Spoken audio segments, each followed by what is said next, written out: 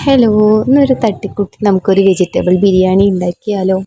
അപ്പോൾ ആദ്യം തന്നെ ക്യാരറ്റ്, ഉള്ളി, തക്കാളി, ഉരുളക്കിഴങ്ങ്, പച്ചപ്പട്ടാണി ഇതാട്ടോ നമ്മുടെ കയ്യിലുള്ള. അപ്പോൾ അതാണ് കേട്ടോ എടുത്തത്. ബീൻസ് എടുക്കേണ്ടവർക്ക് എടുക്കാൻ, നമ്മുടെ കയ്യിൽ ഇല്ലാത്തതുകൊണ്ടാട്ടോ അതെടുക്കാഞ്ഞ്. പിന്നെ കുക്കർ വെച്ച് ആവശ്യത്തിന് വെളിച്ചെണ്ണ ഒഴിക്കുക.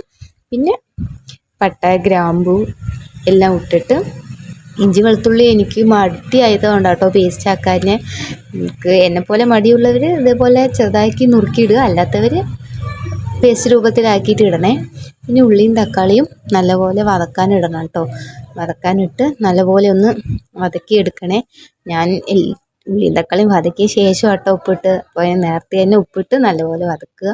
പിന്നെ മസാലകൾ മുളക് പൊടി, മല്ലിപ്പൊടി, മഞ്ഞൾപ്പൊടി, ഗരം മസാലയാണ് ഇടാറ്. എൻ്റെ ഒരു ഗരം മസാല ഇല്ലാത്തതുകൊണ്ട് ഞാൻ ചിക്കൻ മസാല ആട്ടോ ഇട്ടേ. ചിക്കൻ മസാല ഇട്ടിട്ട് മസാലേൻ്റെ പച്ചമണം പോണ വരെ നല്ലപോലെ മിക്സ് ചെയ്തെടുക്കണേ. ലോ ഫ്ലെയിമിലിട്ടിട്ട് വേണം കേട്ടോ നല്ലപോലെ മിക്സ് ചെയ്യാൻ. പിന്നെ ക്യാരറ്റ്, ഉരുളക്കിഴങ്ങ്, പച്ചപ്പട്ടാണി അതും കൂടെ നമുക്ക് എന്ത് ചെയ്യാം, അതിലോട്ടിട്ടിട്ട് നല്ലപോലെ ആ മസാലയൊക്കെ അതിലോട്ട് നല്ലപോലെ ഇളക്കി പിടിപ്പിച്ചിട്ട് ഞാൻ ഈ പാത്രത്തിലാട്ടോ അരി അളന്നത്. അപ്പോൾ ആ പാത്രത്തിൽ 2 പാത്രം വെള്ളം കേട്ടോ ഞാൻ ഒഴിക്കാറ്. അപ്പോൾ 2 പാത്രം വെള്ളം ഒഴിച്ചു. ഇവിടെ പിന്നെ ആവശ്യത്തിന് എന്ത് ചെയ്യുക, ഉപ്പിട്ട് കൊടുക്കണേ. ഇവിടെ നമ്മൾ പച്ചരി വെച്ചിട്ടാണ് കേട്ടോ നമ്മളിന്ന് ബിരിയാണി ഉണ്ടാക്കണേ. അപ്പോൾ പച്ചരിയാണ് ഇവിടെ എടുത്തിട്ടുള്ളത്.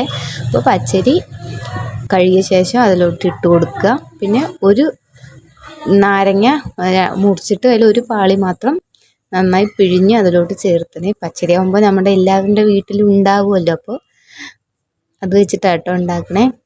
അപ്പോൾ 3 വിസിലടിക്കണം കേട്ടോ. 3 വിസിലടിച്ച് കഴിഞ്ഞാൽ ഇതുപോലെ നല്ല അടിപൊളിയായിട്ട് കിട്ടും കേട്ടോ നമ്മുടെ ബിരിയാണി.